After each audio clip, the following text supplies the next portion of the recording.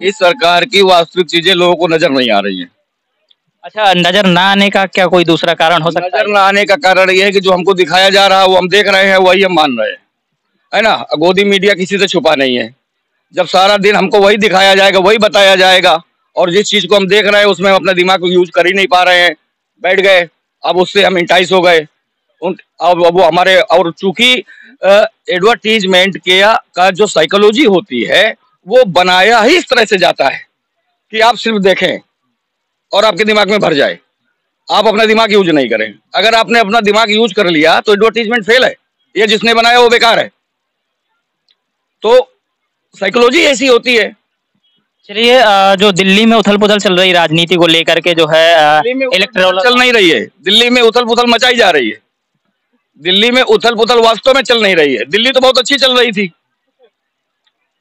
और इतनी अच्छी चल रही थी कि लोग प्रशंसा कर रहे थे, और दिल्ली छोड़ करके अलग प्रदेशों में भी उसकी प्रशंसा हो रही थी, लोग उसके मॉडल को फॉलो कर रहे थे। दिल्ली में कहां से उथल पुथल हो गई? वहां कुछ सिस्टम ही ऐसा नहीं था कि उथल पुथल हो जावे, लेकिन दिल्ली में उथल पुथल मचाई गई, शुरुआत की गई। तो क्या लगता है किस लिए ये उथल पुथल जो की गई, तो क्यों की गई होगी?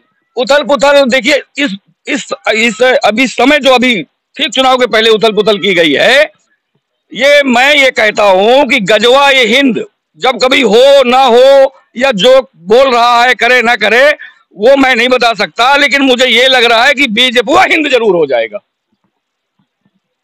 जिस तरह से पार्टी में लोग भाग भाग के मिल रहे हैं, चाहे जिस भी पार्टी का हो, अगर उसने कोई जराइम किया है, कोई घोटाला किया है, कहीं भी किसी भी अपराध में संलिप्त है, तो इस समय ईडी का ऐसा खौफ है कि उसे पता है कि मैं बीजेपी में जाऊंगा तो सुरक्षित। अच्छा, तो ईडी और सीबीआई पर कितना आपको भरोसा है, या फिर सीबीआई पे भरोसा है? अरे जनार्दन रेड्डी को देख लो, सीबीआई के 9 केस चल रहे हैं, वो बीजेपी में मर्ज हो गया, कोई कार्रवाई नहीं? अब कार्रवाई क्या कार्रवाई? हम बीजेपी वाले हैं, हम सरकार में बैठे हैं, सत्ता में बैठे हैं, कार्रवाई हमको करवानी चाहिए। हम तुम्ही को अपने मर्जी के लिए मर्ज की ले रहे हैं, कौन कार्रवाई करेगा? कौन कार्रवाई करेगा? अरे ये अभी जनार्दन रेड्डी शामिल हुआ शामिल, कांग्रेस का है, 2 बार यानी कि 10 साल सांसद रहा कुरुक्षेत्र से, बीजेपी में शामिल हो गया। इस जनार्दन इस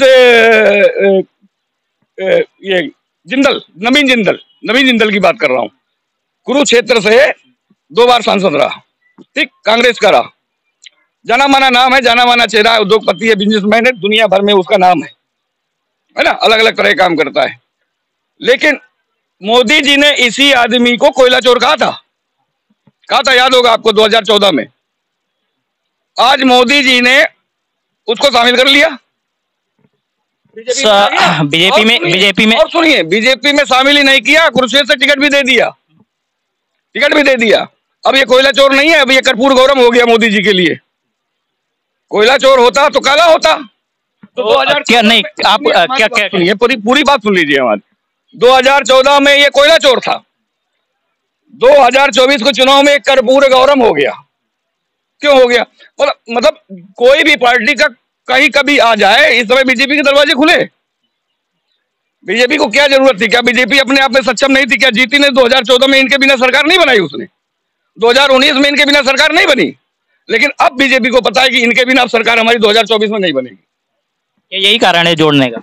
कारण क्या? बीजेपी कोई विकल्प नहीं छोड़ना चाहती, कोई विकल्प नहीं जनता के पास छोड़ना चाहती। जनता को तो वोट देना ही देना है। अब बचा नोटा, कितने लोग नोटा यूज करते? जितने लोग पार्टियों से जुड़ रहे हैं, सभी लोग कह रहे हैं हम पार्टी की जो नीति है, कार्य करने का जो तरीका है, उससे प्रभावित होकर के जुड़ रहे हैं, इतना विकास कर। अरे भाई, तो प्रभावित होकर के वो जुड़ रहे हैं, जनता भी तो प्रभावित होनी चाहिए उसकी कार्य शैली से। जनता को भी तो प्रभावित होना चाहिए। भाई, हमें बीजेपी में संरक्षण मिल रहा है, सुविधा मिल रही है, तो भाई हमें बीजेपी में हम प्रभावित हैं, इसलिए बीजेपी में जा रहे हैं। अभी तक तुम समाजवादी थे, अभी तक तुम कांग्रेसी थे, वो प्रभावित कर रही थी। अब तुमको पता है कि कांग्रेस भी शून्य कर हो गई है, समाजवाद भी शून्य हो गई है, इनका अस्तित्व ही खतरे में है। तो अब बीजेपी तो हमें कार्यशैली बीजेपी की अच्छी ही लगेगी, उसमें क्या है? इसमें कहने की क्या बात है कि अच्छी लग रही है? अच्छा, वो जो कह दे तो क्या सब सही है? और जनता जो चिल्ला रही है कि काहे भैया इन चोरों को भर्ती कर रहे हो, है? इनको काहे भर्ती कर रहे हो? तो जनता बेवकूफ है। हकीकत पूछे तो जनता विरोध कर रही है कि इन लोगों को न लाया जाए, इसमें बीजेपी में शामिल न किया जाए। जनता विरोध कर रही है, आप जाइए जनता के बीच में पूछिए, जनता साफ साफ कह रही है कि अगर ऐसे लोगों को बीजेपी भर्ती करेगी तो हमने बीजेपी को, इस बीजेपी को वोट नहीं दिया था जो 2024 में दिखाई दे रही है। हमने बीजेपी को वोट दिया था, 2014 में दिया था। क्या लगता है इस बार परिवर्तन हो जाएगा?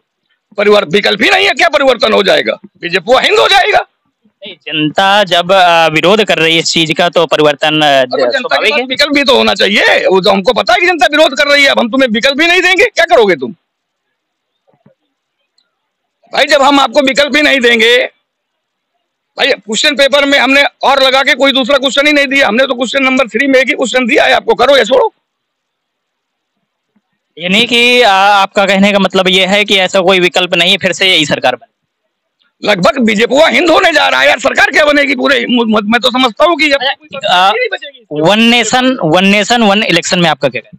वन नेशन वन इलेक्शन बिल्कुल गलत बात है। वन नेशन वन एजुकेशन हो जाए तो अच्छी बात है।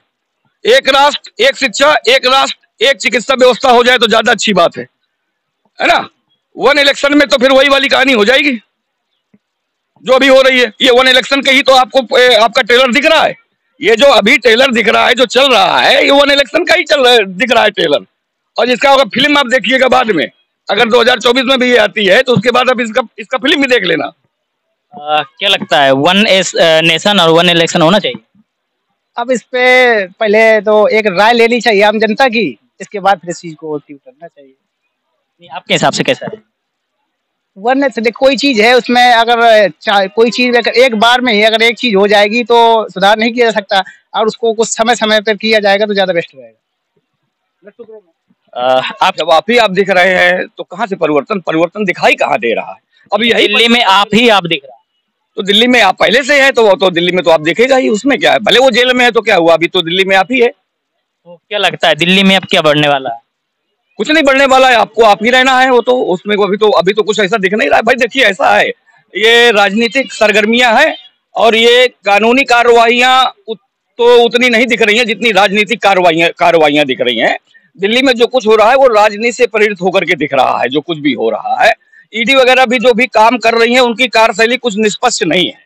हालांकि ये एक संवैधानिक संस्थाएं हैं, ये कोई छोटी मोटी संस्थाएं नहीं है, ठीक है ना? इनको निष्पक्ष होना चाहिए, चुनाव आयोग को निष्पक्ष होना चाहिए। ये सब संवैधानिक संस्थाएं हैं, ये इनको एक दर्जा प्राप्त है, लेकिन ये अपने दर्जे और अपने मर्यादाओं को मैं समझता हूँ ख्याल नहीं रख रहे हैं उसका, और ये कहीं ना कहीं राजनीति और सरकार और सत्ता से प्रेरित होकर के सत्ता के लिए और सरकार के लिए काम कर रहे हैं। नहीं तो देखिए, अगर लगता है उनको भी बुलडोजर का, अगर केजरीवाल को जरूरी था जेल में डालना, अगर आप ये प्रयास कर सकते थे ना कि अगर बिना जेल में डाले अगर आप कार्रवाई को कर सकते थे, आपकी जो रिक्वायरमेंट्स थी उसको पूरी कर सकते थे, तो आप कर सकते थे तो कर लेते। जरूरी था जेल में डाल करके ही वो कार्रवाई होती है। तो बिल्कुल देखा, हमने बहुत सारे लोगों से बात की जिन्होंने बहुत सारे ऐसे सवाल थे, तमाम जो है लोग थे जिनसे बातचीत की और सभी ने अपने अपने जो है विचार व्यक्त किए। और चलते हैं, कुछ लोग और हैं उनसे भी बातचीत करने का प्रयास करते हैं।